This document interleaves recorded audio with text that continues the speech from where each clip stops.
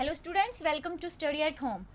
तो आज के इस वीडियो में हम DECE जो 2 है, बाल स्वास्थ्य एवं पोषण, जो एग्जाम पेपर है इसका फरवरी 2021 में जो पेपर हुआ था ना, उसके प्रश्न उत्तर है ना वो सॉल्व करेंगे।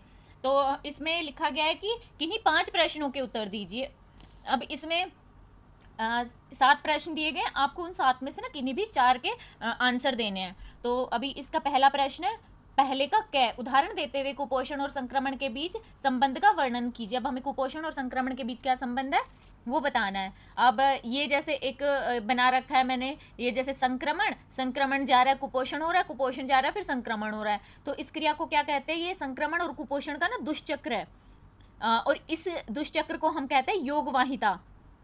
योगवाहिता। तो अगर कुपोषण से संक्रमण, संक्रमण में संक्रमण से कुपोषण अगर हो जाए ना, तो ये स्थिति बहुत ही खतरनाक होती है।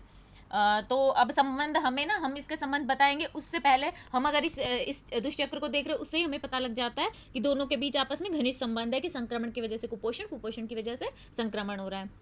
तो संक्रमण कुपोषण के ऊपर क्या प्रभाव डालता है, संक्रमण पर कुपोषण के क्या प्रभाव होते हैं। पहला होता है कि प्रतिरक्षी के निर्माण में कमी। अब प्रतिरक्षी का क्या मतलब होता है, जैसे एंटीबॉडी टाइप होती है ना, वो उस चीज़ की कमी आ जाती है अगर बच्चों के अंदर ना कुपोषण होता है। तो जो बच्चे अच्छे से पोषक खाना खाते हैं, सुपोषित होते हैं, तो उनमें संक्रमण कम होता है।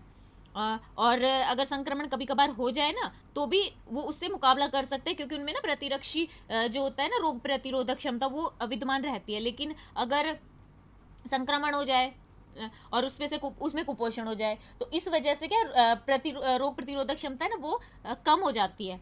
दूसरा, त्वचा व श्लेष्मा झिल्ली की सुस्वस्थता पर प्रभाव पड़ता है। अब जो कुपोषण होता है, इसकी वजह से क्या होता है, जो अच्छे से पोषित बच्चे होते हैं ना, उनकी जो त्वचा होती है, श्लेष्मा झिल्ली होती है ना, वो उनमें ना संक्रमण नहीं फैलता है। उनमें ये सब क्या करते हैं, संक्रामक कारक जो होते हैं ना, उनको शरीर के अंदर जाने से रोकते हैं। लेकिन अगर कुपोषण हो जाए, तो इसमें क्या है, जो ये सुरक्षात्मक जो प्रक्रिया होती है ना, जो संक्रामक कारकों को शरीर में जाने से रोकती है, तो ये खत्म हो जाती है। इस वजह से शरीर में संक्रामक जो कारक होते हैं वो बढ़ जाते हैं, और इस वजह से एक जो बच्चा होता है ना, जो कुपोषित होता है, उसे जल्दी संक्रमण हो जाता है।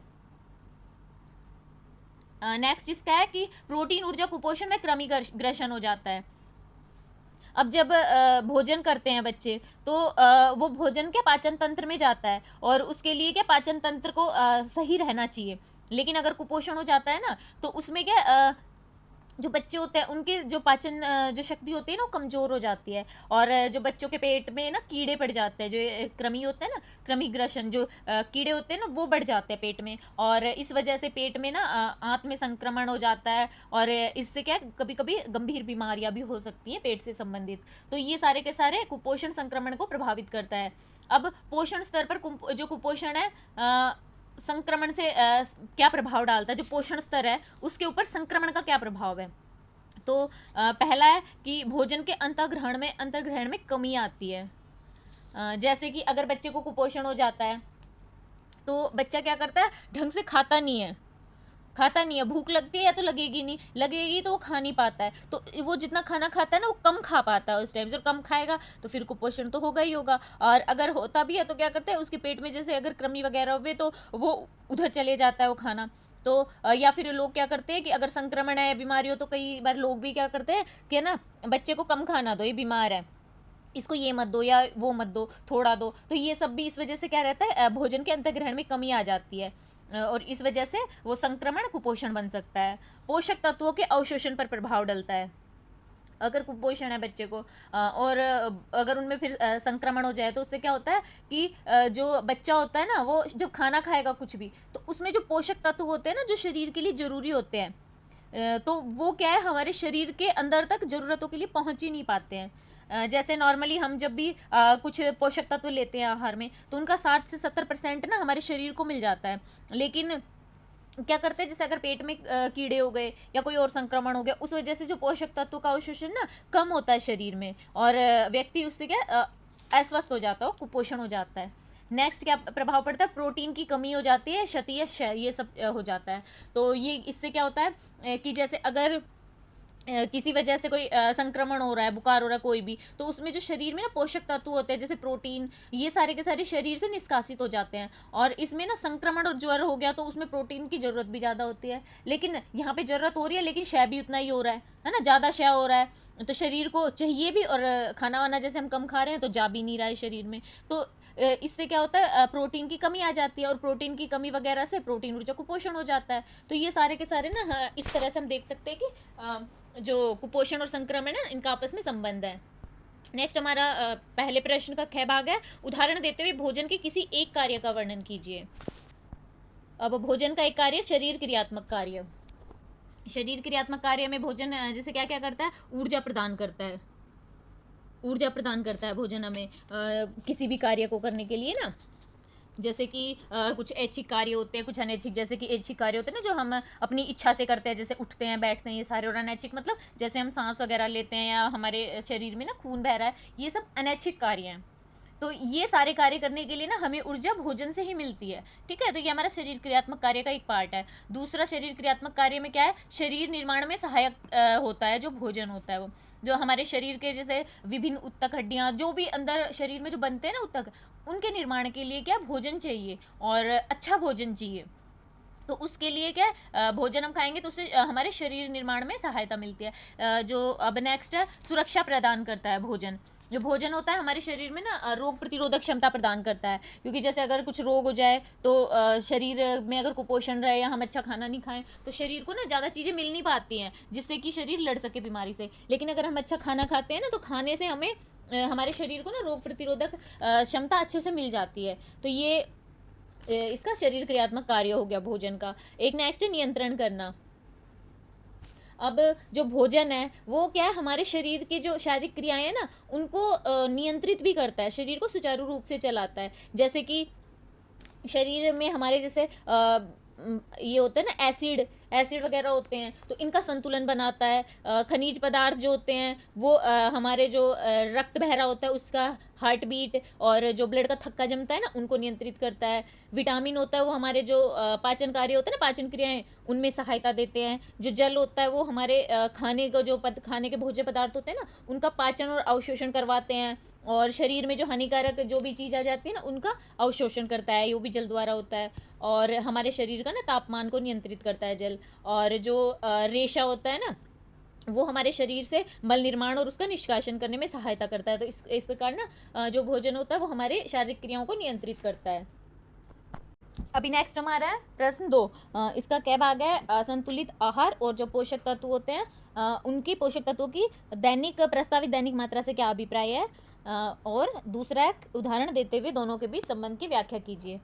अब हमारा आंसर है, जो संतुलित आहार होते हैं वो क्या होते हैं। संतुलित आहार वो आहार होता है जो ना जिनमें ना सारे खाद्य पदार्थ होते हैं, जो उचित मात्रा में हमें ना जिन खाद्य पदार्थों में उचित मात्रा में ना सारी जो पोषक तत्व होते हैं, जो हमें ना सारे पोषक तत्व प्रदान करता है, उस आहार को हम ना संतुलित आहार कह सकते हैं। संतुलित आहार के अंदर ना विभिन्न खाद्य पदार्थ शामिल होते हैं। जैसे हम खाद्य विभाजन करते हैं ना संतुलित आहार का, तब बनाते हैं कि ये ऊर्जा देने वाले, ये देने वाले, तो उस सब से क्या है, एक एक सारे मतलब सब सारे खाद्य वर्ग से सारे खाद्य पदार्थ शामिल होते हैं, जिसकी वजह से क्या है, जो पोषक तत्व होते हैं ना हमें हमारे शरीर को सारे पोषक तत्व मिल जाते हैं। दूसरा होता है कि संतुलित आहार जो होता है वो शरीर के पोषक तत्वों की जरूरतों को पूरा करता है, क्योंकि अगर इसमें हम जैसे सही मात्रा व अनुपात में खाद्य पदार्थ लेंगे तो शरीर को जो भी पोषक तत्वों की जरूरत होती है वो सारी की सारी जो संतुलित आहार है वो पूरा कर देता है। और किसी व्यक्ति को ना कितना खाना लेना चाहिए, कितना खाना खाए वो उस व्यक्ति के पोषक तत्वों की प्रस्तावित जो दैनिक मात्रा है ना उसके ऊपर निर्भर होता है। तो उस हिसाब से वो संतुलित आहार ले सकते हैं। संतुलित आहार और क्या करता है, यह ना अपर्याप्त मात्रा में भोजन मिलने की अवधि में संतुलित आहार जो होता है वो अतिरिक्त पोषक तत्व प्रदान कर देता है। अब जब कई बार ऐसे होता है कि हमने हमारे शरीर को ना भोजन से कुछ समय के लिए या तो ना भोजन ही ना मिले, उससे क्या होगा कि हमारे शरीर में पोषक तत्व तो जरूरत पड़ेगी उस टाइम, और भोजन हमें मिल नहीं रहा, तो उसमें क्या होता है, अगर हम संतुलित आहार ले रहे होते हैं ना पहले से, तो हमारे शरीर में वो पोषक तत्व थोड़े कुछ समय इकट्ठा रहते हैं, और वो उस टाइम उन पोषक तत्वों की जरूरतों को पूरा कर देता है, वो जो हमने जो आहार लिया था ना संतुलित आहार उससे। तो ये एक संतुलित आहार एक काम करता है कि हमारे शरीर को पोषण प्रदान करता है उस टाइम जब हमें भोजन ना मिले। जो पोषक तत्व हैं उनकी प्रस्तावित दैनिक मात्रा क्या होती है। अब जो पोषक तत्व है ना, इनकी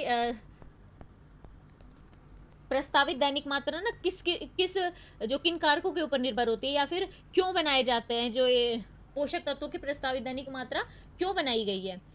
तो ये देखिए इधर क्या होता है कि सभी व्यक्तियों के जो शरीर की आवश्यकताएं होती है ना, वो उनमें असमान तो होते हैं, मतलब अलग अलग होती हैं, सबको अपनी अलग अलग जरूरतें होती हैं सबकी। तो उस इसलिए क्या है, अगर प्रस्तावित दैनिक मात्रा निर्धारित कर दी जाएगी तो ज़्यादा अच्छा रहेगा। दूसरी इसकी वजह है कि अपर्याप्त मात्रा में भोजन मिलने की जो अवधि होती है, तो अगर कभी कभी ऐसे होता है कि भोजन पर्याप्त ना मिले, तो उस टाइम क्या होता है कि हम दैनिक मात्रा अगर निर्धारित कर लेते हैं ना, तो या तो हम टाइम से खाएंगे ही खाएंगे कि हमें इस टाइम इतना खाना है, नहीं तो हम क्या जब दैनिक मात्रा के अनुसार खा रहे होते हैं ना, तो हमारे शरीर को पोषक तत्व तो भरपूर मात्रा में मिल रहे होते हैं। और कभी अगर थोड़ा बहुत पोषण अगर हमें कम मिला ना, तो उस टाइम हमारा ये जो शरीर में जो पोषक तत्व जा चुके हैं वो उस टाइम हेल्प करते हैं। आहार की प्रकृति, अब आहार की प्रकृति का मतलब है हमारे सबके खाने की ना अलग अलग रुचि होती है कि तुम्हें ये खाना पसंद है, मुझे ये खाना पसंद है, उसे वो खाना पसंद है, तो वो सबकी अपनी अपनी इच्छा होती है। लेकिन अब अगर ये रहेगा कि इतनी चीज हमें इतना खाना है, अब वो किसी भी रूप में खाएं, हमें इतनी कैलोरी लेनी है, इतना प्रोटीन लेना है, इतना विटामिन लेना है, तो अगर ये सोच के ना और फिर जो आहार बनाया जाए, आहार नियोजन किया जाएगा, तो उससे क्या होता है कि सारे के सारे जो पोषक तत्व होते हैं ना वो मिलेंगे हमें। तो इसलिए ये प्रस्तावित दैनिक मात्रा दी जाती है, ताकि अगर किसी के आहार की प्रकृति अलग अलग हो ना, तो भी उन लोगों को ना पोषक तत्व आराम से मिल जाए।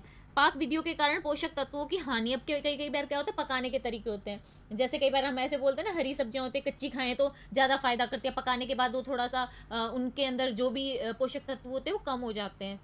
या फिर विटामिन सी वाले जो भी चीज होती है वो उनको ताप में डालते हैं ना, तो विटामिन सी खत्म हो जाता है। तो ये सब इस वजह से क्या है, उनके पकाने की वजह से जो पोषक तत्व में कमी होती है, तो उससे हमें पता चल जाएगा कि इससे तो ये पोषक तत्व कम मिल रहे हैं। तो हम ना अपने जो दैनिक मात्रा है उस हिसाब से हम किसी और जो होते हैं ना खाद्य पदार्थ वो लेंगे और उससे अपनी जरूरतों को पूरा करेंगे। तो इसलिए जो पोषक तत्वों की प्रस्तावित दैनिक मात्रा है, इन कारणों की वजह से ये की जाती है। और इनमें क्या रहता है, ये सभी व्यक्तियों की जो दैनिक मात्रा होती है ना, ये उस स्तर पर निर्धारित की जाती है कि सभी जो व्यक्ति है ना, स्वस्थ व्यक्ति हैं, उनकी जरूरतें पूरी हो जाएं। और अगर बीमार व्यक्ति है ना, तो उसके ऊपर ये लागू नहीं होती, क्योंकि बीमार व्यक्ति को थोड़ी ज्यादा जरूरतें होती हैं कि पोषक तत्व। अब किसी को मान लो प्रोटीन की 60 ग्राम जरूरत है, लेकिन अगर वो बीमार है तो हो सकता है ज्यादा भी जरूरत पड़े, क्योंकि उसमें प्रोटीन ऊर्जा को पोषण अगर हुआ तो प्रोटीन तो उसे ज्यादा चाहिएगा।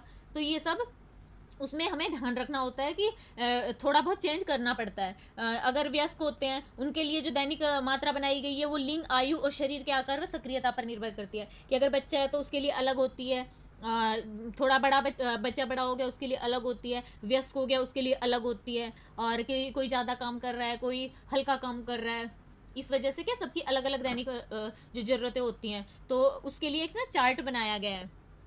जो चार्ट ऐसे ये इधर है देखिए, जो हमारे भारतीयों के लिए पोषक तत्वों की प्रस्तावित दैनिक मात्रा है। अब इसमें जो पुरुष, महिला, शिशु, बच्चे सबके लिए दिया गया है कि जो अल्प श्रम करता है, मध्यम श्रम, अधिक श्रम, और महिला का भी है कि जो गर्भवती है, और 0 से 6 माह की गर्भवती है, 6 से 12 माह, ये सारे के सारे क्या है, ये इस हिसाब से दिया गया कि इस उम्र में और अगर ये काम कर रही है तो इसको कितनी तो कैलोरी चाहिए, कितना प्रोटीन चाहिए। जैसे पुरुषों का दिया गया है कि अल्प श्रम में ये हो गया 2425 किलो कैलोरी चाहिए, मध्यम श्रम कर रहा है तो 2875, और ज़्यादा श्रम कर रहा है तो 3800 कैलोरी चाहिए, और प्रोटीन 60 ग्राम चाहिए इनको। तो इससे हमें ना पता चलता है कि किस मतलब ऐसे होता है ना कि किस उम्र शारीरिक समझो कि शारीरिक क्षमताएं या शारीरिक क्रियात्मक कार्य इस वजह से किसको कितनी ज़रूरत होती है पोषक तत्वों की। तो ये एक चार्ट है, इसको आप देख के और इसको लिख सकते हो। जो एक दो चीज याद रहे वो लिख देना, नहीं याद रहे तो इसके चक्कर में नहीं पड़ना, आपको ये लिख देना है। अब हमें ये दिया गया है कि इनके बीच ना क्या संबंध है, जो पोषक तत्व जो होते हैं उनके बीच और जो हमारा संतुलित आहार है ना उनके बीच। तो हमने देखो उधर से अगर हम संतुलित आहार लेंगे तो अगर हम संतुलित आहार लेते हैं ना, तो हमारे शरीर में जो पोषक तत्व है ना उनकी आपूर्ति जो दैनिक मात्रा है उसके हिसाब से अपने आप हो जाती है। और अगर हम प्रस्तावित दैनिक मात्रा के अनुसार अगर अपने आहार का चुनाव करते हैं तो आहार हमारा संतुलित वैसे ही बन जाता है। इस टाइप से क्या ये दोनों आपस में संबंधित होते हैं। जैसे कि किसी व्यक्ति को कैसे अपने पोषक तत्वों की जरूरतें पूरी करनी है तो उसके लिए कितना भोजन लेना है, यह चीज ना उस व्यक्ति के पोषक तत्वों की प्रस्तावित दैनिक मात्रा पे ही निर्भर करती है। और अगर वो संतुलित जो आहार होता है वो उस मात्रा में ले जितना कि पोषक तत्व जो दैनिक मात्रा में दिया गया है ना कि इतना लेना चाहिए, उस मात्रा में लेगा, तो उसका काम भी यही होगा कि वो जब शरीर में किसी चीज की कमी होगी तो वो पोषक तत्व होते हैं ना उनको पूरा करेंगे।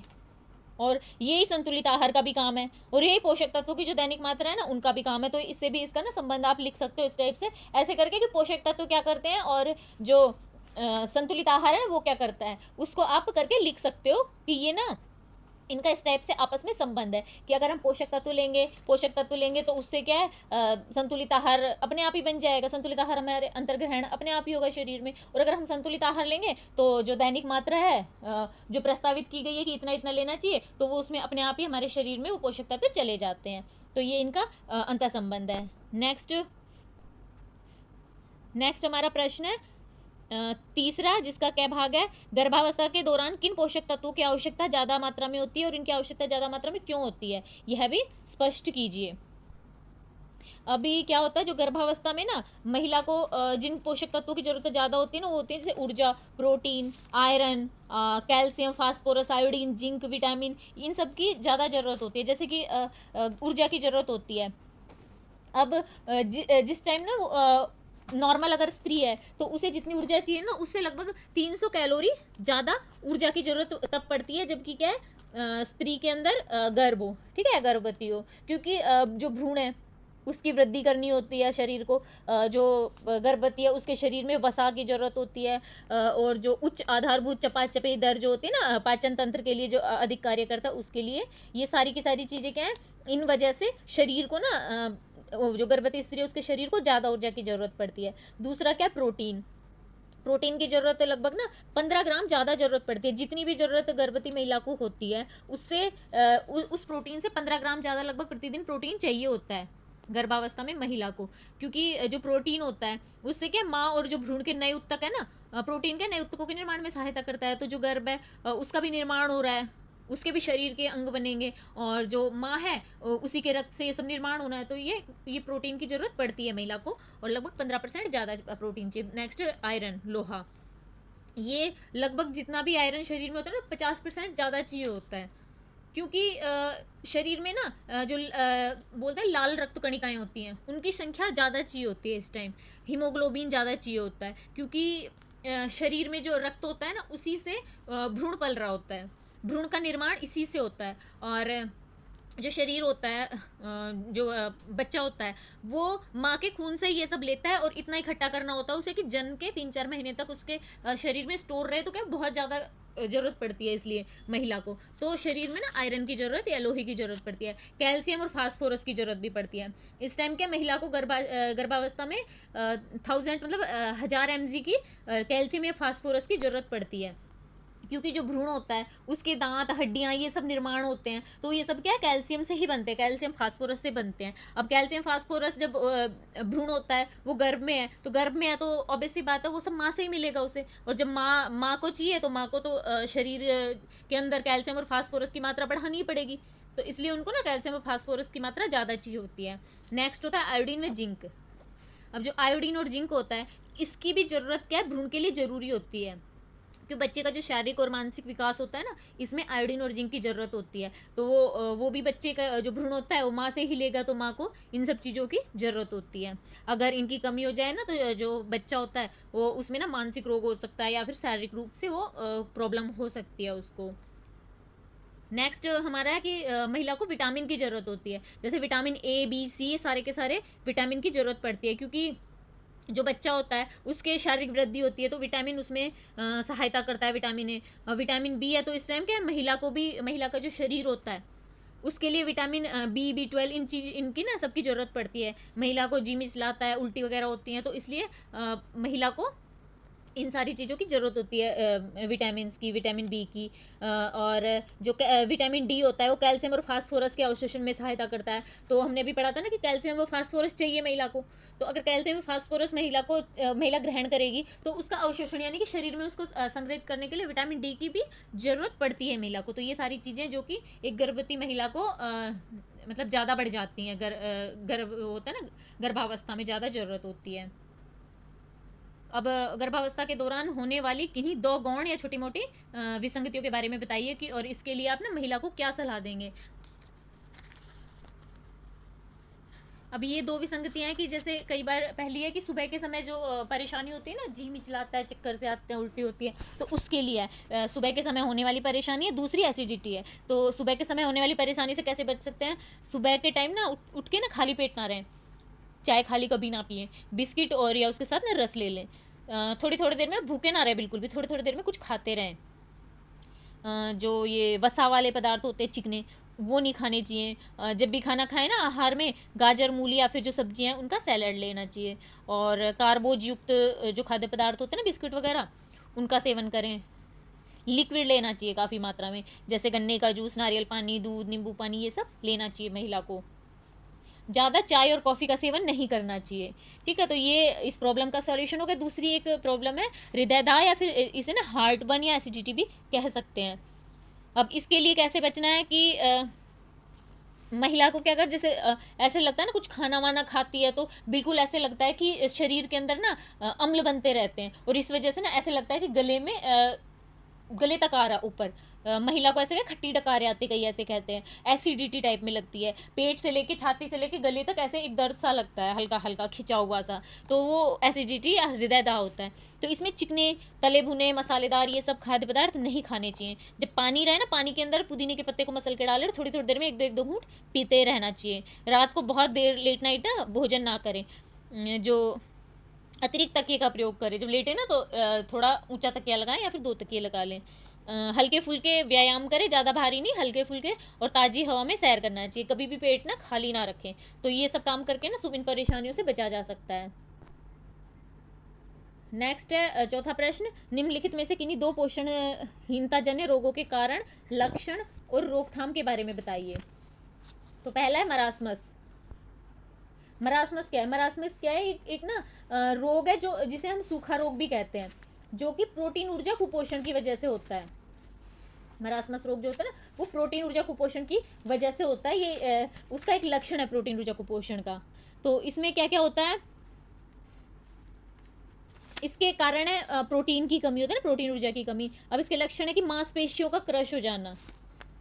अब इसमें जो बच्चे की मांसपेशियां होती है ना, मतलब वो कमजोर हो जाती है, बिल्कुल टूट सी जाती है, बिल्कुल पतला हो जाता है। उसके बच्चे की ना हड्डियां, जो छाती की पसलियां ऐसे दिखाई देती हैं, शरीर के अंदर वसा बिल्कुल खत्म हो जाती है। बच्चा ऐसे लगता है हड्डियों का ढांचा सा, और उसकी जो त्वचा होती है वो बिल्कुल झुर्रीदार हो जाती है और सूख जाती है। दूसरा, पनप ना पाना। अब इसमें क्या रहता है मरासमस में?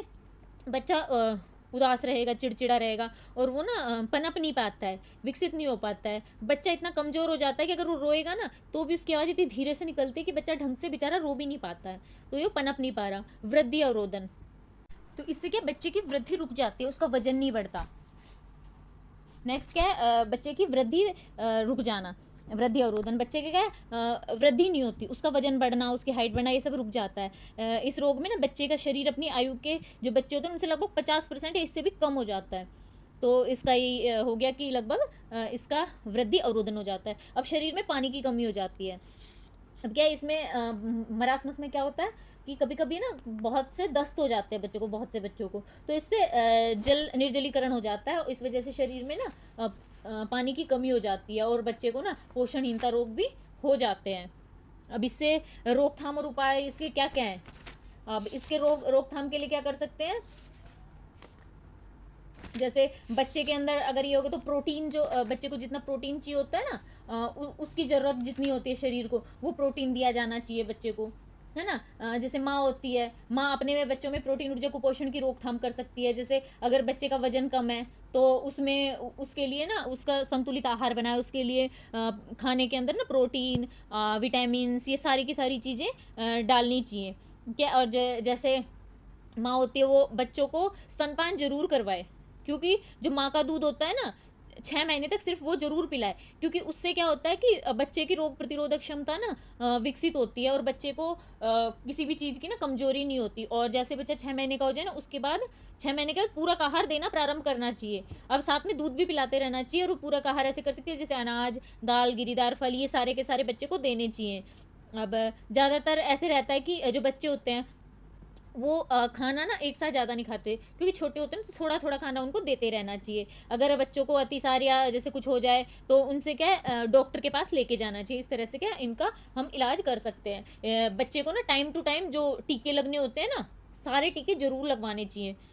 इसका सबसे बड़ा उपाय तो यही है कि एक माँ का दूध पिलाएं और सारे टीके जरूर लगाएं, है ना। उसके बाद दूसरी चीजें आती है, तो इसके उपचार हो जाएंगे। दूसरी बीमारी है जीरोपैथेलमिया। जीरोपैथेलमिया क्या है, विटामिन ए की कमी से होता है, ये आंखों की बीमारी है। इसमें क्या है, आंखों में आंखों की जो नजर होती है ना, कमजोर हो जाती है, और व्यक्ति अंधा भी हो सकता है। इसके लक्षण है, पहला है रतौंधी। अभी रतौंधी में क्या होता है कि रात के टाइम ना दिखाई नहीं देता अंधेरे में, तो इसलिए रतौंधी है। दूसरी है कंजेक्टिवा का सूखना या जीरोसिस। अब इसमें क्या है, जो कंजेक्टिवा होती है ना, जो आंखों के जो आंख के ऊपर जो सफेद कलर की जो एक जो ब्लैक जो डॉट है, उसके चारों तरफ हमारे ना एक सफेद कलर की जो परत सी है, वो कंजेक्टिवा है। तो इसमें क्या होता है, रतौंधी में वो ऐसी हो जाती है कि सूखी मटमैली बदरंग सी, और उसमें चमक नहीं रहती, और इतनी सूख जाती है कि उसमें ना अगर आंसू आए ना तो भी वो गीली नहीं रहती, वो हमें सूखी नजर आती है। तो इसी को कंजेक्टिवा का सूखना कहते हैं। नेक्स्ट इसमें जीरोपैथेलमिया में क्या होता है, बिटोट बिंदु। बिटोट बिंदु क्या होता है, अब जब आंख के अंदर सफेद पैटर्न, इनमें क्या दिखते हैं कि सफेद व भूरे रंग के त्रिभुज के आकार के धब्बे दिखाई देते हैं, जो कि बिटोट बिंदु कहलाते हैं। ये जैसे कि अभी बच्चे या किसी के बच्चे की आंख में या लड़कियां काजल लगाती हैं, तो वो क्या करते हैं, अगर ज़्यादा डेली लगाएं तो उनमें क्या होता है, ये जो आकार होते हैं ना, काले रंग के भी दिखाई देने लग जाते हैं। वैसे ये भूरे रंग के होते हैं, सफ़ेद या भूरे रंग के होते हैं, बाकी ये काले रंग के भी हो जाते हैं काजल की वजह से। इसमें ना ये वैसे तो कुछ दिक्कत नहीं करते, लेकिन धीरे धीरे धीरे धीरे ये बढ़ के और ये ना कॉर्निया को खराब कर सकते हैं। तो ये बिटोट बिंदु की भी एक समस्या है, जो जीरोपैथेलमिया का एक लक्षण है। फिर इसके बाद क्या होता है, कॉर्निया सूख जाता है। इसमें जो कॉर्निया होता है ना, वो कंजेक्टिवा होता है, उसी की तरह ना गीला होता है, चमकदार होता है। लेकिन जब विटामिन ए बहुत ज़्यादा कम होता है, तो ये जो कंजेक्टिवा की तरह कॉर्निया भी सूखने लग जाता है। और इसके ऊपर फिर जो धीरे धीरे जैसे सूख जाता है, तो इससे क्या होता है, जो आंखों के अंदर मोतियाबिंद जो बोलते हैं ना, काला मोतियाबिंद या सफ़ेद मोतियाबिंद, वो आ जाता है। अब यहाँ तक ये जीरोपैथल में होता है। इसका एक लक्षण होता है कि जो समझो कि बहुत भयंकर लक्षण है, जिसे बोलते हैं कैरेटोमलेशिया। ये क्या है, ये सबसे ज़्यादा भयंकर रूप है जीरोपैथेलमिया का। इसमें जो कॉर्निया नरम संवेदनशील हो जाता है, और इसमें कभी भी कैसे भी संक्रमण हो जाता है, मतलब बड़े आसानी से, और आंखें नष्ट हो जाती है। आदमी क्या है, बिल्कुल आंखें खराब हो जाती है आदमी की। और ये जो बीमारी होती है, ये 1 से 5 वर्ष के बच्चों में बहुत ज़्यादा मिलती है। और इस वजह से क्या है, इस बीमारी की वजह से लगभग 60 से 65% बच्चे ना मर भी जाते हैं। अब इसके कारण क्या क्या है, विटामिन ए की कमी, मात्रा कुपोषण, जैसे कि अगर माँ को पेट में ना गर्भ में नहीं मिल पाया पूरा का पूरा पोषण, या फिर दूध पिला रही है तो शरीर में नहीं गया, बच्चे को भी नहीं मिल पाएगा। अगर संक्रमण हो जाए, अगर ऐसे कीड़े हो जाए पेट में, तो इस वजह से भी जीरोपैथेलमिया होता है। अगर खसरा खसरा हो जाए ना, तो उसी वजह से भी बच्चों की जो आंखें होती है ना, वो खराब हो जाती है, जीरोपैथेलमिया हो जाता है। अब इसके उपाय क्या क्या कर सकते हैं, अब इसमें ना विटामिन ई युक्त आहार देना चाहिए, और निश्चित अंतराल के अंदर ना विटामिन ए की दवा देते रहना चाहिए। नेक्स्ट हमारा एनीमिया। एनीमिया क्या है, ये खून की बीमारी है। इसमें ना शरीर में हीमोग्लोबिन कम हो जाता है। अब जब हीमोग्लोबिन क्या होता है, जब लाल रक्त कणिकाओं के उत्पादन के लिए आवश्यक माने जाने वाले किसी एक भी तत्व, जैसे कि protein, amino acid, ascorbic acid, लोहा, फोलिक एसिड, ये सारे के सारे जो तत्व होते हैं ना, इनमें कमी आ जाती है, तो शरीर जो होता है ना, उसमें हीमोग्लोबिन की भी कमी आ जाती है रक्त में, और इस वजह से हमें एनीमिया हो जाता है। इसके कारण है जैसे शरीर में लौह तत्वों की कमी, फोलिक एसिड या फोलिक अम्ल की कमी, विटामिन B12 की कमी हो, ये सब हो जाती है ना, तो एनीमिया हो सकता है। इसकी रोकथाम के लिए क्या कर सकते हैं, दिन में 2 या 3 बार जो फोरस सल्फेट होती है ना, उसकी टैबलेट दें, जो कि 150 से 180 mg के बीच की आती है, वो देनी चाहिए। फोलिक एसिड होता है, वो 1 से 2 mg की खुराक देनी चाहिए। विटामिन B12 जो होता है ना, 10 mg की वो खुराक लेनी चाहिए, जो कि जो एनीमिया उसके रोकथाम कर सकती है। अगर संक्रमण हो जाए इसमें एनीमिया में, अगर संक्रमण भी हो जाए ना पेट वगैरह में, तो एंटीबायोटिक जो दवा होती है ना, वो देनी चाहिए। अब इसके उपचार टाइप में क्या कर सकते हैं, उपचार जो रोकथाम के लिए आहार संबंधी उपाय कर सकते हैं कि खाना जो खाएं ना उसमें ऐसी चीज़ें होनी चाहिए कि आयरन की मात्रा ज़्यादा हो, हरी पत्तेदार सब्जियां ऐसे खाएं जिनमें आयरन बहुत ज़्यादा हो, लोहे की कढ़ाई में खाना पका के खाएं। दूसरा फोर्टिनेशन। फोर्टिनेशन क्या होता है कि जैसे किसी भी आहार के अंदर ना आयोडीन मिला के दिया जाए, जैसे कि नमक है, नमक सब लोग खाते हैं तो नमक के अंदर ये हम सुनते हैं ना आयोडीन युक्त नमक, तो नमक के अंदर आयोडीन मिला दिया जाता है तो क्या डेली वो हमारे शरीर में चला जाता है, तो ये कर सकते हैं। लो तत्व फोलिक एसिड की गोलियों का वितरण, अब ये भी जैसे जो सरकारी अस्पताल है ना वहाँ मिल जाता है, आंगनबाड़ी है ना वहाँ मिल जाता है, ये सब करके भी जो एनीमिया है ना उसकी रोकथाम की जा सकती है। नेक्स्ट है क्रेटिनटा। ये क्या है, क्रेटिनता क्या है, ये आयोडीन की कमी से होने वाली एक बीमारी है। इसमें क्या होता है कि जो मस्तिष्क होता है ना, दिमाग होता है, वो विकसित नहीं होता, तो इस वजह से क्या है बच्चे का ना मानसिक विकास सही नहीं हो पाता है। ये ना आयोडीन की कमी होती है इसमें, तो जन्म से पूर्व मस्तिष्क है ना वो जन्म से पूर्व ही कमी आने लग जाती है इसकी आयोडीन की। इस वजह से ना बच्चा जब पैदा होता है ना तब भी बच्चे के अंदर ये प्रॉब्लम हो सकती है। बहुत सारे बच्चों में, कईयों में बाद में होती है, लेकिन अगर गर्भ में नहीं मिला ना तो भी बच्चे को क्रेटिनता हो सकती है। अब इसके लक्षण क्या क्या है, जो बच्चे का मस्तिष्क होता है ना, मस्तिष्क का कम विकास होता है, मतलब दिमाग थोड़ा सा कम विकसित होता है, बच्चे की वृद्धि ढंग से नहीं होती, बोलने व श्रवण शक्ति जो होती है ना उसमें कमी आती है बच्चे के, तंत्रिका तंत्र में जो मांसपेशियां होती है ना उन पे हानिकारक प्रभाव होता है, यानी कि बढ़ती नहीं है वो ढंग से, कई कई बच्चों को लकवा भी होता है, तो ये सारे के सारे क्रेटिनता के अंदर आते हैं। अब इसके रोकथाम के लिए क्या कर सकते हैं, आयोडीन युक्त जो नमक होता है ना उसका प्रयोग करना चाहिए, क्योंकि अभी आयोडीन की कमी से होता है तो आयोडीन चाहिए, तो ये आयोडीन युक्त चीज़ें ना लेनी चाहिए। अब जैसे कि नमक है, आयोडीन युक्त नमक खाएंगे ना तो इससे क्या है, शरीर को डेली की डेली 10 से 12 ग्राम नमक से ना हमें 10 से 100 ऐसे इसमें दिया गया है कि 10 से 12 ग्राम नमक अगर हम खाते हैं ना तो 10 ग्राम नमक अगर लिया हमने तो उससे हमें ना 150 mg आयोडीन मिलती है, तो इससे क्या है हमारी आयोडीन की पूर्ति हो सकती है। दूसरा क्या है, सोडियम आयोडाइज और जो पोटेशियम आयोडाइज है ना उनकी गोलियां मिलती हैं, ये स्कूलों में भी ये दी जाती हैं और कई जगह क्या पानी में भी डाल दी जाती हैं, तो इससे भी जो शरीर होता है ना उसमें इन सब की जो क्रेटिन था ना इससे बचा जा सकता है और शरीर में आयोडीन की कमी पूरी हो सकती है। आयोडीनीकृत जो तेल होता है उसका प्रयोग करना। अब जहाँ पे क्या कई जगह आयोडीन ना बहुत ज़्यादा कमी होती है वहाँ पे, और बहुत ज़्यादा लोगों को, आसपास कई लोगों को ये सब बीमारी होती है, बहुत ज़्यादा विसंगति के रूप में फैली होती है, तो जो आयोडीन का तेल होता है ना वो डोज उसकी ना इंजेक्शन के रूप में दी जाती है।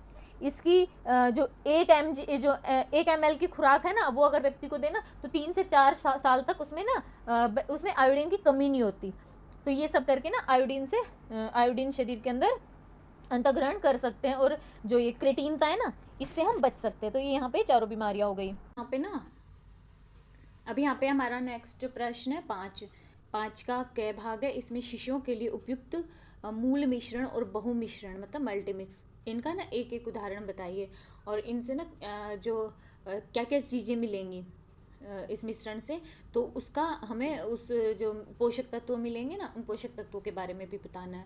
और फिर जो मूल मिश्रण और बहु मिश्रण बनाते समय जिन 4 पहलुओं को ध्यान में रखेंगे उन चीज़ों का उन 4 पहलुओं को ध्यान में रखेंगे वो बताइए। अब पहला जो मूल मिश्रण है, पहला हमें मूल मिश्रण बताना है, तो उसमें हम ना दलिया बना सकते हैं। दलिया क्या है, एक गेहूं जो होता है ना उससे बनेगा, और उसके अंदर अगर चाहें तो हम ना थोड़ा बहुत घी ऐड कर देते हैं, बाकी थोड़ा सा ना लिक्विड टाइप में पतला दलिया शिशु के लिए बहुत अच्छा मूल मिश्रण होता है, जो कि शिशु आसानी से ना पचा भी सकता है। तो मूल मिश्रण हो जाएगा दलिया, और ये इसमें प्रयुक्त सामग्री गेहूँ हो जाएगी, तो इससे हमें ना कैलोरी और ऊर्जा मिलती है। बहु मिश्रण जो होता है उसके लिए हम ना मिक्स वेज खिचड़ी बना लेंगे, तो हम ना खिचड़ी बनाएंगे और उसमें क्या करेंगे, सब्जियां डाल देंगे, उसमें क्या दाल रहेगी, दूसरा चावल रहेगा, उसमें हम कुछ गाजर मटर ये सब्जी वगैरह डाल देंगे, और उसके अंदर घी डाल देंगे हम, चाहे तो उसके अंदर से टमाटर वगैरह डाल देंगे, तो इस टाइप से क्या काफ़ी चीज़ें उसके अंदर बच्चे को ना काफ़ी चीज़ें पोषण के रूप में मिल जाएंगी। और जब वो खिचड़ी हम बच्चे को खिलाएंगे तो साथ में हम दही खिला सकते हैं, थोड़ा दूध पिला सकते हैं बच्चे को, तो बहु मिश्रण बन जाएगा। अब जो ये हमें ये दिया गया है कि मूल मिश्रण और बहु मिश्रण बनाते समय चार पहलू को ध्यान में रखना है। तो पहले हमें जो बनाएंगे ना, उससे हमें ये लगेगा जैसे मूल मिश्रण बनाएंगे ना, तो उसके लिए क्या मुख्य सामग्री के रूप में अनाज लिया जाए, तो वो बहुत ज़्यादा ज़रूरी रहता है। ठीक है, जैसे चावल, गेहूँ या सूजी, कुछ भी, मतलब एक अनाज होना चाहिए। दूसरा, प्रोटीन स्रोत होने चाहिए उसमें, जैसे कि दूध, अंडा, दाल, इनमें से कुछ होना चाहिए बच्चे के लिए, जो कि बच्चे को प्रोटीन प्रदान करे, मछली, पिसी हुई मूंगफली, ये सब। तीसरा क्या ध्यान में रखना है, विटामिन व खनिज लवण के स्रोत होने चाहिए, जैसे कि सब्जी और फल होते हैं ना, ये सब कुछ होना चाहिए। जैसे हमने देखो बहुमिश्रण में दाल भी डाली है, चावल भी डाले हैं, और हम उसके अंदर सब्जियां भी डालेंगे। और ऊर्जा बढ़ाने के लिए खाद्य पदार्थों में हम क्या डाल देंगे, जो वसा के रूप में तेल डाल देंगे, घी डाल देंगे, चीनी डाल देंगे, तो इससे क्या ऊर्जा भी मिल जाएगी। तो ये चार चीज़ें हमें याद रखनी है। और मूल मिश्रण में दलिया बनेगा, जिससे कैलोरी मिलेगी। और बहुमिश्रण में मिक्स वेज खिचड़ी बनाएंगे, जिससे कि प्रोटीन, कैलोरी, ऊर्जा, विटामिन, खनिज लवण सब कुछ मिलेगा बच्चे को। ठीक है, ये पाँचवें का क्या हो गया, पाँचवें का ख है। एक 5 वर्षीय बच्चे के लिए दोपहर के संतुलित आहार का मेन्यू तैयार कीजिए। यह मेन्यू किस प्रकार संतुलित है, स्पष्ट कीजिए। और मेन्यू में सम्मिलित प्रत्येक खाद्य पदार्थ में कौन कौन से पोषक तत्व मिलेंगे, यह बताइए। तो एक देखिए, ये एक ना सारणी बनाई गई है, जिसकी मैंने ना स्क्रीनशॉट लिया है। ये दोपहर का भोजन है एक बच्चे के लिए। तो इसके में हम ना अनाज देंगे, जड़ व कंदमूल देंगे, चीनी, गुड़ रहेगा, घी, तेल, दूध, दाल, सब्जियां, फल, ये सब रहेगा उसमें। अब अनाज कितना डालेंगे हम, अनाज होगा 45 ग्राम। अगर नाप से लेंगे तो 1.5 कप के आसपास चावल अनाज के रूप में। जड़ या कंदमूल में आलू ले लेंगे 60 ग्राम। चीनी या गुड़ में मीठा ना, जैसे उसमें 10 ग्राम लगभग, 2 टीस्पून के करीब। घी या तेल जो लेंगे वो 10 ग्राम रहेगा, 2 टीस्पून के आसपास। और जो बच्चे के लिए हम दूध लेंगे, वो हमें 62.5 ml का ग्लास रहेगा लगभग। ग्लास के हिसाब से अगर हम लेंगे तो चौथाई ग्लास, क्योंकि बच्चा भी छोटा होता है ना, तो इसलिए इतना रहेगा उसके लिए दूध थोड़ा सा। और या फिर दूध दे सकते हैं, या दूध का विकल्प के रूप में उतने दूध का ना पनीर बना के वो दे सकते हैं। दाल के रूप में, दाल के इतने लगभग 15 ग्राम दाल होनी चाहिए। और सब्जियों के रूप में 50 ग्राम लगभग, कोई भी जैसे 10-15 फलियों या कुछ भी, छोटी सी गाजर हो काट के, मतलब 50 ग्राम अन्य सब्जियां होनी चाहिए, कोई भी सब्जी। फल के रूप में हम 60 ग्राम फल दे सकते हैं, जैसे आधा केला हुआ, या कुछ सेब की कुछ फाँक हुई, इस टाइप से क्या बच्चे को हम 60 ग्राम के लगभग फल दे सकते हैं। अब ये दोपहर के भोजन में ये तो क्या हो गया, मिश्रण हो गए। ठीक है, जो चीज़ें कि खाद्य पदार्थ है, अब उनसे ये कितने, इनकी मात्रा कितनी थी, ये मात्रा हो गई। अब इससे हम जो मेन्यू बनाएंगे, मेन्यू में हमने क्या बनाया, हम बनाएंगे जैसे चावल बना लेंगे, तो उसके लिए हमने चावल यूज़ कर लिए। मूंग की दाल बना लेंगे, जो हमारे पास दाल वगैरह है ही, उसमें दाल, घी, ये सब चीज़ें हैं, तो दाल बन जाएगी। आलू लिया है हमने, और फलियाँ ली है, तो हम मिक्स वेज बना सकते हैं, उबले हुए आलू बना सकते हैं। और जैसे उबली हुई फली भी उसके अंदर डाल दो, पनीर डाल दो ना, ये दे सकते हैं बच्चे को। केला सीधा खा सकता है बच्चा, केला दे सकते हैं बच्चे को। तो इस तरह से क्या ये मेन्यू बन गया, ये मेन्यू है। इधर बीच में ये सामग्री है कि मात्रा है कितनी, और इधर खाद्य पदार्थ है। तो ये दोपहर के भोजन में बच्चे को ना ये दिया गया, जो क्या प्रस्तावित दैनिक मात्रा होती है ना बच्चों के खाद्य पदार्थों की, उसके अनुसार बनाई गई है। तो इससे अब हमने ये बना दिया मेन्यू। अब हमसे ये पूछा गया है कि देखिए, कौन से खाद्य पदार्थ से ना कौन से पोषक तत्व मिलेंगे। अब जैसे अनाज है, अनाज से क्या मिलेगा, अनाज जब हम बच्चे को देंगे तो बच्चे को ना कैलोरी प्राप्त होगी, ऊर्जा प्राप्त होगी। और अनाज और जड़, कंदमूल, इनसे आलू जैसे है, उससे भी बच्चों को ना कैलोरी मिलती है। और जो अनाज रहेगा, चावल है, उससे कार्बोज प्राप्त होता है, जो ऊर्जा के लिए बहुत ज़्यादा ज़रूरी होता है। चीनी व गुड़ से ना वसा मिलती है, और ऊर्जा भी मिलती है, कैलोरी भी मिलती है चीनी और गुड़ से। घी, तेल से वसा मिलती है। और दूध होता है, दूध में हमारे प्रोटीन होता है।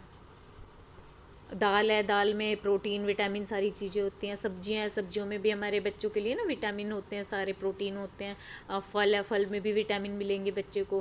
और जैसे कि दाल वगैरह हमने बना के दिया, दूध दिया, तो बच्चे को लिक्विड भी जाएगा, जल भी जाएगा, बच्चे के अंदर ना खनिज लवण जाएंगे।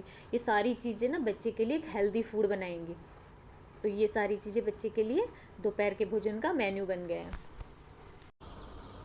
हमारा नेक्स्ट प्रश्न है प्रश्न संख्या 6 का कै कि गंभीर बीमारी के बच्चों में ना गंभीर बीमारी के 5 लक्षण बताइए। अब यहाँ पे क्या गंभीर बीमारी के लक्षण दिए गए हैं, आप सारे पढ़ लें और इनमें से कोई 5 लिख सकते हैं। अगर सारे याद रहें तो सारे लिख सकते हैं। जैसे कि बच्चे का चिड़चिड़ा बेजान हो जाना, कि बच्चा ना चिड़चिड़ाने लगता है, बेजान, उसमें जान नहीं रहती, रोता रहता है, चिचियाता रहता है ना, बच्चे परेशान होता रहता है। सांस लेने में तकलीफ होना, बच्चे को ना सांस लेने में तकलीफ होती है, कभी जोर से सांस आती है, कभी धीरे सांस आती है, बच्चे को ना बहुत प्रॉब्लम होती है।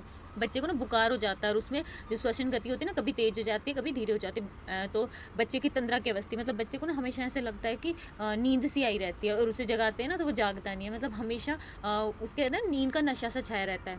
बुखार के साथ या बिना बुखार के दौरे पड़ते हैं। बच्चे के ना होठ जो होते हैं वो सूख जाते हैं, आंखें धस जाती हैं, सूख जाती हैं, और जो स्किन होती है ना वो झुर्रीदार हो जाती है, रिंकल हो जाते हैं, सूखी हो जाती है। और किसी उद्दीपक पर प्रतिक्रिया व्यक्त ना करना। अब जैसे बच्चे को कुछ कहेंगे हम कुछ भी करने के लिए, तो बच्चा उसके ऊपर ना प्रतिक्रिया नहीं व्यक्त करता, क्योंकि बच्चे के अंदर हिम्मत ही नहीं है हाँ किसी बात का जवाब देने के लिए। उसका शरीर नीला पड़ जाता है, नीला पीला दिखना, सफ़ेद पड़ जाना, ये सब सारे के सारे लक्षण हो ना बच्चे की गंभीर बीमारी के लक्षण है। नेक्स्ट हमारा है गंभीर अतिसार के लक्षण और उससे निपटने के चरणों का वर्णन कीजिए। अब गंभीर अतिसार से निपटने के चरण क्या, गंभीर अतिसार में क्या होता है, ये जब बच्चे को ना अतिसार हो जाता है तो उसमें ना बच्चे का निर्जलीकरण हो जाता है, और उसे इसके लक्षण क्या क्या हैं। अब इसके लक्षण क्या, गंभीर निर्जलीकरण। अब इसके लक्षण है कि देखिए यहाँ पे उपचार और नियंत्रण है, इसके लक्षण मैं बताती हूँ। लक्षण है, अगर जैसे बच्चा है उसे गंभीर निर्जलीकरण है, तो अगर हम कुछ कहेंगे ना तो बच्चा प्रतिक्रिया व्यक्त नहीं करता, या हो सकता है कि वो मतलब अर्धचेतन यानी कि बेहोश हो जाए। और बच्ची को ना प्यास लग रही होती है लेकिन वो बता नहीं पाती, क्योंकि वो बेहोशी जैसी हालत में होती है ना, उसे होश कम रहता है, उसकी आंखें धसी हुई रहती हैं, धुंधली धुंधली दिखाई देती हैं, और जो स्किन होती है ना वो लचीलेपन में उसके गंभीर रूप से कमी आती है। उसका जीभ और मुंह होता है वो सूखा हुआ होता है, हाथ पांव ठंडे व चिपचिपे रहते हैं, और जो उसकी नब्ज होती है वो बहुत तेज गति से, कभी धीमी गति से चल रही होती है, पता नहीं चल पाता, समझ नहीं पाते हैं, कभी तेज कभी धीरे होती है। और बच्ची को ना 12 से 14 घंटे तक वॉशरूम नहीं जाती है, वो पेशाब नहीं आता उसे। जो उसकी सांस होती है उसमें जब सांस लेती है ना तो उसके अंदर आवाज़ आती है घरघराई सी, जैसे कि कोई कप सा जमा हुआ हो। बच्ची का जो वजन होता है ना उसमें वो 10 से 15-20% तक घट जाता है। तो ये सारे के सारे गंभीर निर्जलीकरण है ना, गंभीर अतिसार, उसके लक्षण है। अब इसके उपचार या नियंत्रण कैसे कर सकते हैं, जब ये सब हो ना तो तुरंत डॉक्टर के पास लेके जाएं, और घर पर ही ना पुनः निर्जलीकरण तुरंत दे करना शुरू कर देना चाहिए अगर संभव हो तो। जैसे अगर बच्चे ना ले सके तो बच्चे को ड्रिप पे रखा जाएगा जब हॉस्पिटल लेके जाएं, क्योंकि हालत बच्चे की अवचेतन अवस्था में होता है ना, तो ड्रिप पे रखा जाता है ताकि उसे लिक्विड दिया जा सके। थोड़ा ठीक हो जाए बच्चा तो उसका हल्का पतला जैसे खिचड़ी, पतली दाल, ये सब बच्चे को देना चाहिए। तरल पदार्थों का अंतर्ग्रहण जारी रखें, बच्चे को ORS देते रहे, इससे क्या है बच्चे के शरीर में ना दोबारा से निर्जलीकरण हो जाएगा। नेक्स्ट है बच्चे की टांग की हड्डी टूटने की स्थिति में क्या करें क्या ना करें। क्या करना है पहले, फिर क्या ना करना है। बच्चे को तुरंत हॉस्पिटल लेके जाएं। बच्चे के पैर को ना सीधी लकड़ी या तख्ते से बांध दे, सीधा बिल्कुल सहारा देके ना, मुड़े ना, ताकि जो हड्डी है ना वो सीधी रहे। जरूरत पड़ने पर बच्चे को क्रोसिन या पैरासीटामोल की दवा दे, क्योंकि कई बार का दर्द रहता है ज़्यादा, तो ये दवा दे सकते हैं। यदि बच्चा बेहोश है तो उसे आरामदायक स्थिति में लाने के लिए उसे ना वैसे नहीं हिलाना, तो सीधा पूरे शरीर के अंगों को एक साथ उठा के पकड़ के सीधा करना है, फिर लिटाएं। बच्चे को किसी ठोस जगह जैसे चारपाई तख्ते या स्ट्रेचर पर सीधा ही लिटाएं हमेशा, ठीक है। क्या ना करें, टूटी जो हड्डी होती है उसे ना अपने स्थान पे लाने के लिए कई लोग क्या करते हैं उसे हिलाते हैं, वो ना करें। मालिश भी ना करें, बच्चों को खड़ा ना करें, उसे लेटा रहने दें, बच्चे को खड़ा करके चलाएं ना। बच्चे की जो हड्डी अगर बाहर निकली हुई ना तो उसे धकेल के अंदर करने की कोशिश ना करें। अगर बच्चा बेहोश हो जाता है ना तो बच्चे को ज़्यादा हिलाएं डुलाएं ना, उसे ना सीधा लेटा रहने दें। तो ये सब बच्चे के करने योग्य ना करने योग्य कार्य हैं। अभी नेक्स्ट हमारा है प्रश्न 7, जिसका क्या भाग है, हमारे देश में पूरक आहार कार्यक्रमों को शुरू करने के कारणों की व्याख्या कीजिए। पूरक आहार क्या होता है, जैसे कि बच्चे को खाना दिया जाता है ना हमें, दूध के, जब बच्चा 6 महीने का होता है तो दूध पीता है, उसके बाद जो हम खाना देते हैं पूरक आहार होता है।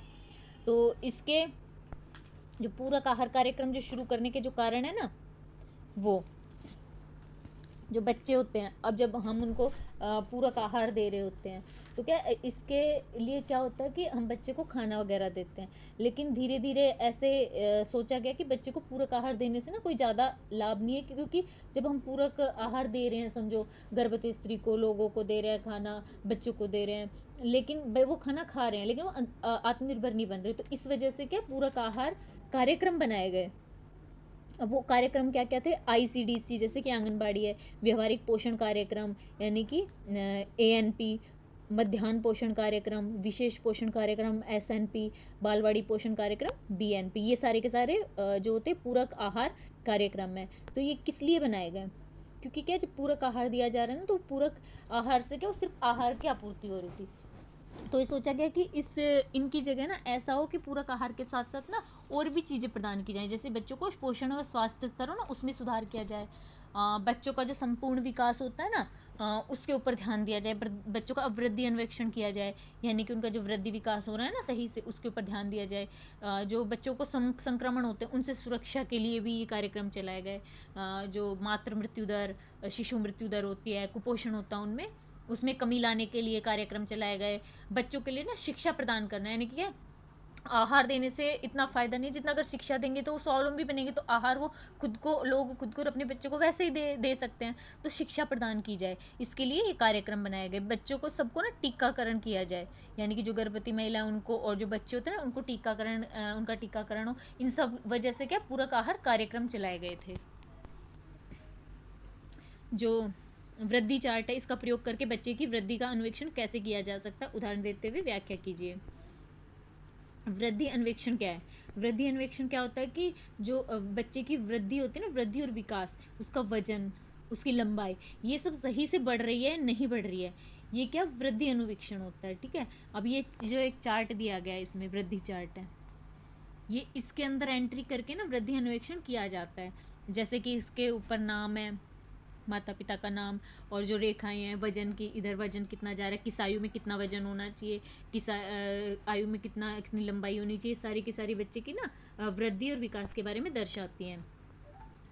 अब इसके अंदर ये सारा देखो लिखा गया है कि जो जब बच्चे का भार ऊपर की पहली रेखा दूसरी रेखा के बीच आता है तो बच्चे को ना प्रथम श्रेणी में कुपोषण है ना, ऐसे ऐसे ना पता चलता है कि किस, अगर बच्चे की जैसे हाइट इतनी है तो बच्चे को कुपोषण है या नहीं है, अगर इतनी हाइट है तो कितना है ना, इतनी है तो बच्चे को बहुत ज़्यादा कुपोषण है, अगर बच्चा सही है तो अच्छा है, सही संतुलित आहार लेता रहे, है ना, अगर थोड़ा बहुत कुछ बच्चे को प्रॉब्लम है, हाइट कम है, वजन कम है, तो बच्चों को संतुलित आहार थोड़े एक्स्ट्रा मात्रा में लें। अगर बच्चे को प्रॉब्लम है यानी उसकी हाइट भी नहीं बढ़ रही है, बिल्कुल भी समझो बहुत कम है, वजन नहीं बढ़ रहा, बच्चे को कुपोषण है, वृद्धि कम हो रही है, तो उसके लिए बच्चों को ना क्या क्या उपाय अपनाने चाहिए वो माता पिता को बता सकते हैं हम, वृद्धि अन्वेषण अगर हम करेंगे तो ना, या उसके बच्चे के ना इलाज कर सकते हैं, बच्चों को किस चीज़ की किस कमी के कारण ये सब हो रहा है उस चीज़ का पता लगा सकते हैं। तो इसलिए क्या वृद्धि अन्वेषण जो चार्ट होता है ना इसका वृद्धि का अन्वेषण किया जाता है वृद्धि चार्ट की वजह से। ये वृद्धि चार्ट है, ये आप एक बार देख सकते हैं, और इसके साथ ही बच्चे के जो वृद्धि अन्वेषण है ना, वजन सही बढ़ रहा है, लंबाई सही बढ़ रही है, ये सब देख के हम ना उस हिसाब से वृद्धि अन्वेषण का पता लगा सकते हैं। तो इसी के साथ यहाँ पे वीडियो समाप्त होता है। यहाँ पे सारे के सारे 7 प्रश्न थे ना, उनका उत्तर मैंने बता दिया, तो आप अपने एग्ज़ाम के लिए प्रिपेयर कीजिए। तो मिलते हैं अगले वीडियो में DEC 3 के जो प्रीवियस ईयर का क्वेश्चन पेपर है ना उसके सॉल्यूशन के साथ। तब तक के लिए ऑल द बेस्ट। अगर वीडियो पसंद आया तो प्लीज़ चैनल को लाइक एंड सब्सक्राइब जरूर कर दीजिएगा।